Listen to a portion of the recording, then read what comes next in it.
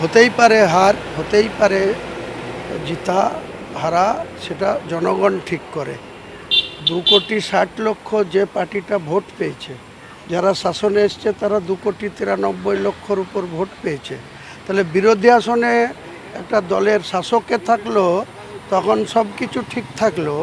আজকে যারা নেত্রীর প্রতি এত প্রশ্ন তুলছে বা অভিষেকের প্রতি এত কথা বলছে, এই সমস্ত লোকরা দলের মধ্যেই ছিল, পদাধিকারী ছিল, কেউ মন্ত্রী ছিল, কেউ বিভিন্ন কমিটির চেয়ারম্যান ছিল, কেউ রাজ্যসভার সাংসদ ছিল। তারা তো কোনো দিন বলতে শুনিনি আপনাদের মিডিয়ার মাধ্যমে বা ভেতরে অভ্যন্তরে কোনো চিঠি দিয়ে যে আমরা দলের মধ্যে এই সমস্যা বা এটা করতে পারছি না বা এটা করতে চাই, সে জায়গায় বাধা পাচ্ছি, বলতে শুনিনি। আমরাই বলেছি। আমরা 2023 সাল থেকে বলেছি, 24 সালে বলেছি, লোকসভা ভোটের আগে যখন র্যাম তৈরি করে 10ই মার্চ 42টা আসনের প্রার্থী ঘোষণা করা হয়েছিল, গুজরাট থেকে নিয়ে আসা হয়েছিল, এধারে বাঙালিয়ানা বলা হচ্ছে, আবার কীর্তি আজাদকে নিয়ে আসা হচ্ছে, ইউসুফ পাঠানকে নিয়ে আসা হচ্ছে, শত্রুঘ্ন সিনহাকে নিয়ে আসা হচ্ছে, তখন তো কেউ প্রশ্ন তুলেনি। আজকে এখন তাসের ঘরের মতো ভেঙে যাচ্ছে। তারাই তো বিরোধী দলনেতা এবং তারাই এই মুহূর্তে তৃণমূল কংগ্রেস, প্রকৃত তৃণমূল কংগ্রেস বলে দাবি করছেন। এদের রাজনৈতিক ভবিষ্যৎ কি? এদের যদি নীতিবোধ থাকে, আমি বলবো যে তিনজন, একজন এলওপি হয়েছে বিরোধী দলনেতা, ডেপুটি লিডার আর মুখ্য সচেতক বিরোধী দলের, এই তিনজন অন্ততপক্ষে রিজাইন করুক, করে রেজিনগর এবং আমাদের নন্দীগ্রাম এর সাথে এদেরও বাই ইলেকশন করে জিতে আসুক, তারপরে বড় বড় কথা বলুন। তৃণমূল কংগ্রেসের এই পরিণতি কেন হলো? কাকে দায়ী করবেন? নেত্রী নিজে দায়ী। নিজের দলের রাস নিজের হাত থেকে ভাইপুকে ছেড়ে দিয়েছিল। ভাইপু যা খুশি করেছে, ভাইপুর তোলাবাজি করেছে, ভাইপুর টাকার বিনিময়ে এমএলএর টিকিট দিয়েছে, 74 জনকে বাদ দিয়েছে, তার কোনো রিজন নাই, সঠিক ব্যাখ্যা নাই। যে আব্দুল খালেক মোল্লা যে বয়সে সে টিকিট পাচ্ছে, আমাদের মুর্শিদাবাদের নিয়ামত হাজি 75 বছর বয়সে টিকিট পাচ্ছে, আবার 50 বছরের হাসানকে টিকিট দিচ্ছে না, 62 বছরের মোহাম্মদ আলীকে টিকিট দিচ্ছে না।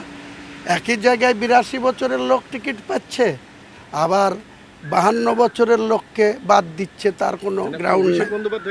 100 বার টাকার বিনিময়ে সব কিছু করেছে। সব কিছু কি টাকা দিয়ে পলিটিক্স হয়? আমরা বারবার বলেছিলাম, তখন আমাদেরকে শোকজ খেতে হয়েছে, সাসপেন্ড করেছে, তারপরে আমাদের বিরুদ্ধে কত রকম স্টেপ নিয়েছে।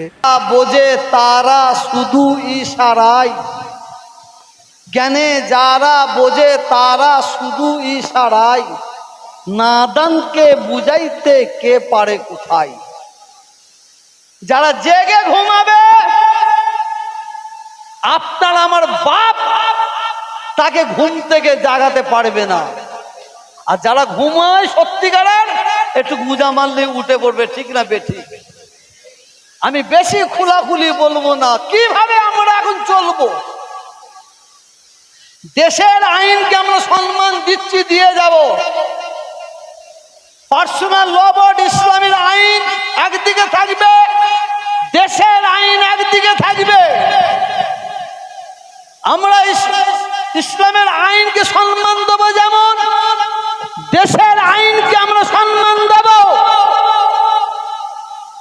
গরু জবাই করা বন্ধ করা হয়েছে, এতে আমাদের কারো আপত্তি নাই।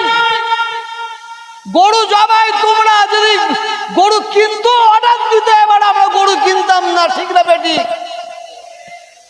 গরুটা আমাদের ঈমান নাই। কিন্তু দুঃখের বিষয়, ভারতবর্ষের আইন এক একটা জায়গায় এক একটা।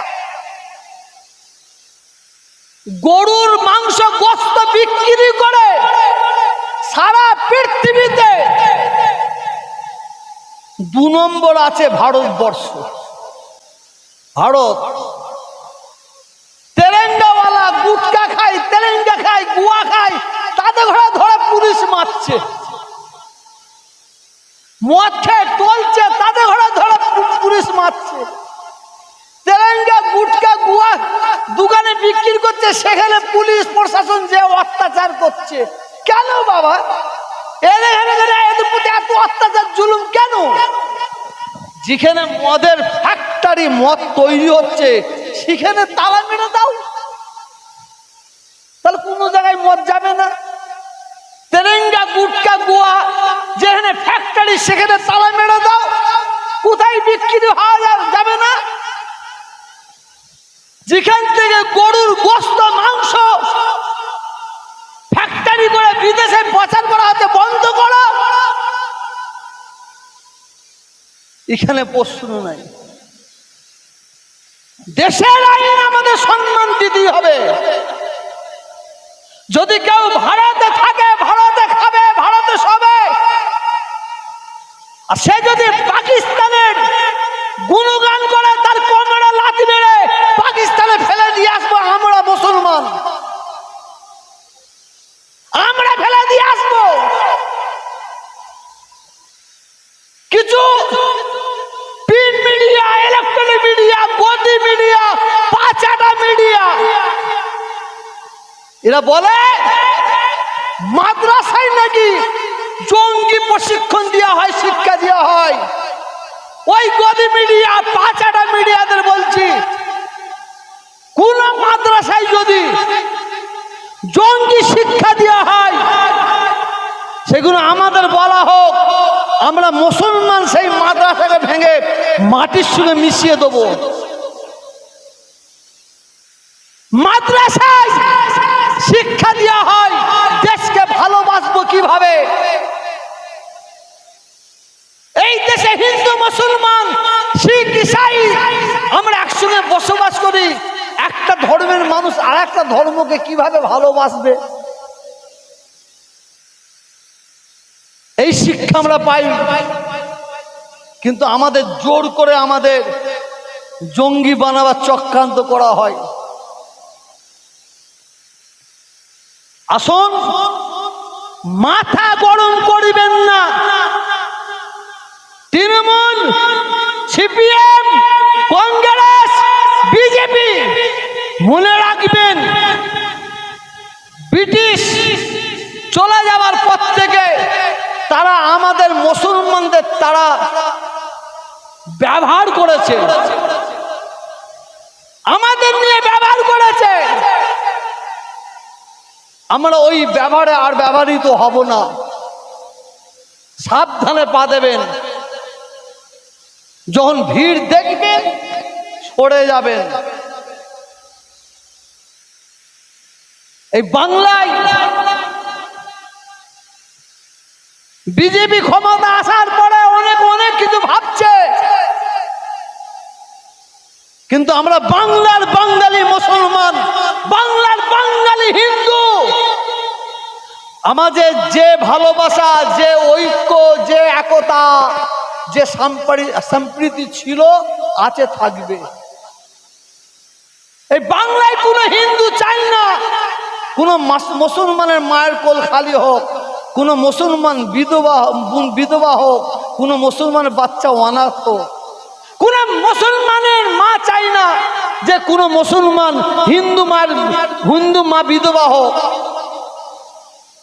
হিন্দু ভাই অনাথ হোক, চাই না। কেন? সম্প্রীতির বাংলা। অনেকে অনেক কিছু ভাবছেন, ভাবার দরকার নাই। শেষ বক্তব্যের পর আমি বক্তব্য রাখবো না।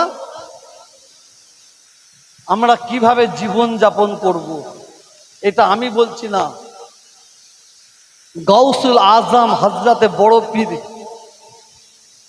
বাবা আব্দুল কাদের জিলানী হুজুর রহমাতুল্লাহ আলাইহি, উনি দরবারে বসে আছেন। আকেল মানকেল ইশারাই কাফি, এটা বুঝার চেষ্টা করবেন। হযরতে বড় পীর বাবা আব্দুল কাদের জিলানী হুজুর রহমাতুল্লাহ আলাইহি দরবারে বসে আছেন। হঠাৎ দেখা যায় একটা সাপ এসেছে। সাপ শুনছেন? এই কথা আমার যা কথাগুলো বললাম সব বাদ দিয়ে দেন, অন্তত এই কথাটা শুনবেন, জীবনযাপন করবেন। বড় পিসাব হুজুরের কাছে সাপ এসে বলছে, হুজুর, একদল মানুষ আমাকে মেরে ফেলত, আমি মরে যেতাম। কি করেছো? কি হয়েছে? বললে, আমি রাস্তা দিয়ে যাচ্ছি, আমাকে দেখি সাপ সাপ বলে পাথর দিয়ে ছুটছে, ঢিল দিয়ে ছুটছে। আমি কোন রকমে বেঁচে আমি জঙ্গলে ঢুকে পেরেছি।